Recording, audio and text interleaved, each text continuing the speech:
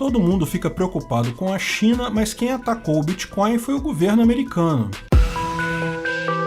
Esse é o Visão Libertária, sua fonte de informações descentralizadas e distribuídas. Todos sabemos que o Bitcoin é algo ruim para governos em geral e que é consequência disso governos tentarem atacar o Bitcoin. Já fizeram isso no passado, ainda vão fazer muitas outras vezes no futuro, mas um ataque novo foi feito hoje, na madrugada do dia 6 de maio, pela mineradora americana Mara Pool. Para entender o ataque do bloco limpo, um ataque à fungibilidade do Bitcoin que aconteceu pela primeira vez e as consequências dele, é preciso antes explicar um pouco sobre como o Bitcoin funciona. Não vamos entrar em muitos detalhes técnicos, você vai encontrar vídeos muito mais detalhados sobre isso aqui no YouTube. Tenha em mente que a explicação aqui é bem simplificada, o mínimo necessário para entendermos exatamente o que aconteceu. O grande feito do Bitcoin é ser uma moeda descentralizada. Isso significa que ela não tem um dono, ninguém controla o Bitcoin. Portanto, não é como dinheiro de jogo que a empresa desenvolvedora do jogo controla ele. Nem como as moedas estatais como o real e o dólar, que também têm governos por trás controlando elas. Uma moeda descentralizada, como o Bitcoin, não tem ninguém controlando ela. Ao contrário, o Bitcoin tem um monte de nodos. Cada nodo tem 3 tarefas: validar, salvar e transmitir transações e blocos. Quando você faz uma transação na rede do Bitcoin, essa transação vai para uma área de memória chamada mempool. Essas transações são chamadas de não confirmadas. A cada 10 minutos, mais ou menos, um nodo qualquer da rede consegue resolver um problema matemático muito difícil de ser resolvido. Embora qualquer nodo possa fazer isso, na prática é preciso um enorme poder computacional. Então existem alguns nodos que se especializam em fazer o que eles chamam de mineração. Eles têm chips customizados para tentar resolver o problema em questão. Então, quando aquele nodo minerador consegue resolver o problema matemático, ganha o direito de receber as taxas e recompensas daquele bloco minerado. O site mempool.space permite ver com clareza o que está acontecendo. Os blocos em amarelo são os que estão no mempool do Bitcoin aguardando a confirmação. Os em azul já foram minerados, portanto confirmados. Cada bloco desses inclui um monte de transações feitas. O número de transações que cabe em cada bloco é limitado. Então os mineradores tendem a escolher as transações que possuem recompensa mais alta, fecham um bloco com essa e colocam eles na blockchain para ganhar o máximo possível. O problema que é resolvido pelos mineradores tem o nome de SHA-256, é uma forma de hash. Por esse motivo, a capacidade de cada minerador é medido em hash rate, que é a quantidade de tentativas de resolver o hash por segundo que todos os computadores ligados àquele minerador conseguem. O problema é tão complexo que um minerador sozinho teria dificuldades em conseguir. Então, vários mineradores se unem no que é chamado um pool de mineração, que é um grande número de mineradores agrupados tentando resolver o problema. Os maiores pools são o Antpool, o F2 Pool e o Poolin, mas existe um grande número deles. Como é de se imaginar, quanto maior o hash rate de um pool, maior a chance dele acertar o problema e conseguir minerar um bloco. Então, os pools pequenos levam muitos dias entre um bloco e outro, ao passo que os pools maiores fazem vários blocos por dia. Novamente, ressalto que o assunto todo é muito mais complexo, estamos simplificando o caso, mas com essas informações podemos chegar ao ataque sofrido pelo Bitcoin hoje de madrugada. Um pool pequeno, que portanto muito raramente consegue minerar algum bloco, chamado Mara Pool, da empresa Marathon Digital Holdings, conseguiu minerar o bloco 682170.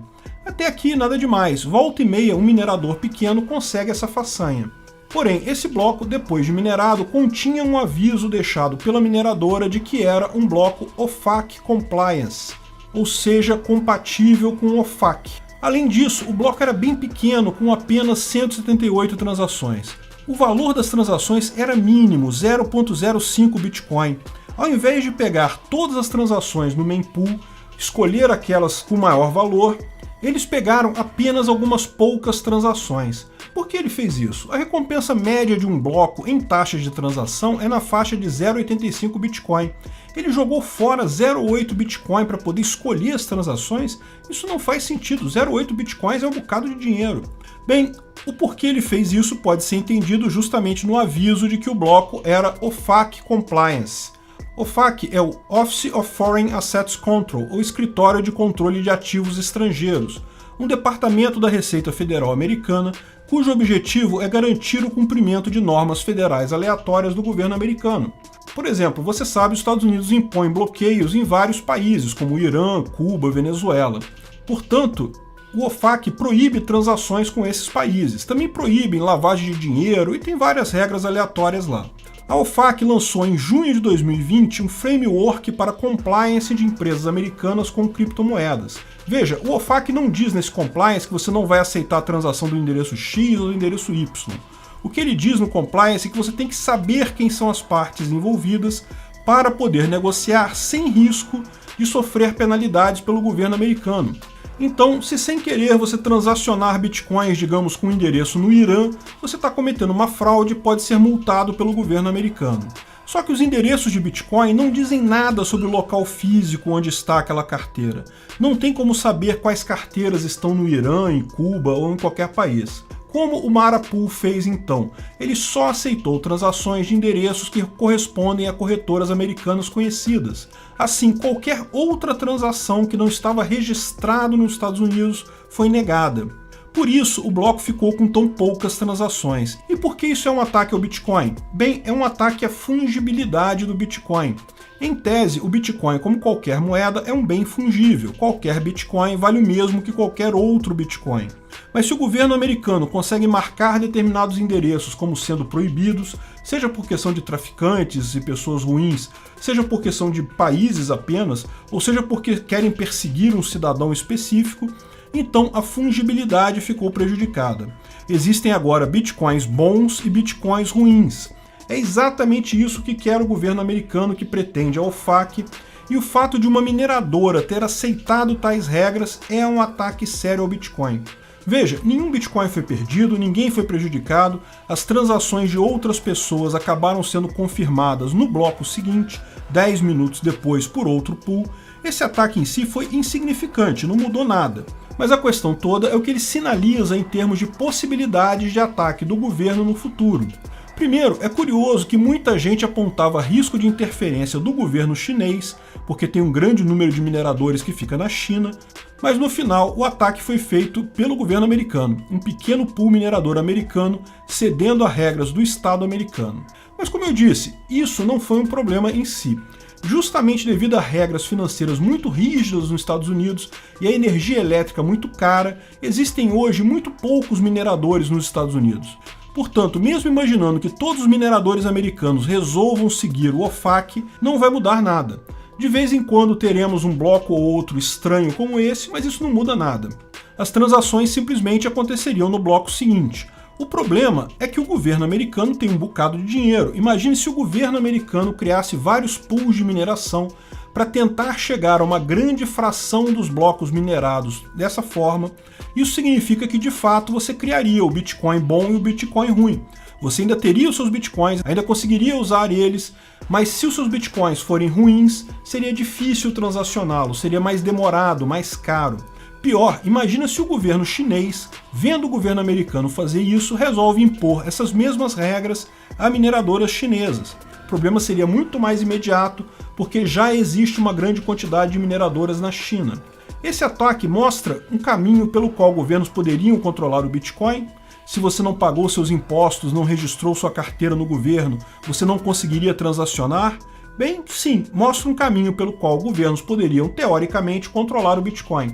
Porém, é um caminho inviável economicamente na prática. Veja, o paper do Satoshi Nakamoto, que descreve a teoria por trás do Bitcoin, vai muito além das proteções criptográficas ao Bitcoin.